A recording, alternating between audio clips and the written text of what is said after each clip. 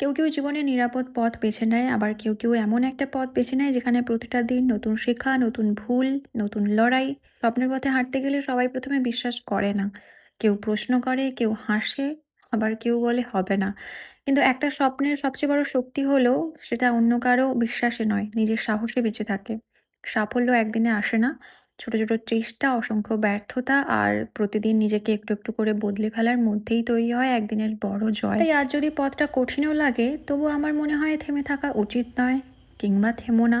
কারণ যে মানুষটা আজ নীরবে পরিশ্রম করছে, কাল হয়তো তার গল্পটাই অন্য কারো অনুপ্রেরণা হবে। অনেক কিছু জ্ঞান দিয়ে ফেললাম, তাই না? যাই হোক, এখন লাঞ্চ করে যাচ্ছি বোনকে আনতে। আজকে ওয়েদারটা কিন্তু ভীষণ ভালো, একটু রোদ, একটু মেঘলা, একটু বৃষ্টি, আর আজকে হাওয়া ভীষণ ভালো দিচ্ছিল। সকালে যে প্রোডাক্টের শ্যুটটা করছিলাম ওটা কমপ্লিট হয়নি, পেন্ডিং ছিল, মাঝে পাওয়ার কাট হয়ে যাওয়ায় আমি করতে পারিনি। তো ওটা এসে রিশ্যুট করলাম, সাথে আর একটা শ্যুটও করে নিলাম। আর এই শ্যুট ফুট কমপ্লিট করে উঠতে উঠতে প্রায় 5:30 বেজে যায়।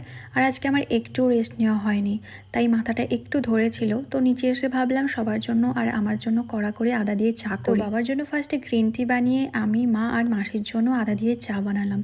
আচ্ছা, আমার চায়ের টেকনিকটা ঠিক এরকম। আমি তো চিনি খাই না চায়ে, জাগারি পাউডার খাই।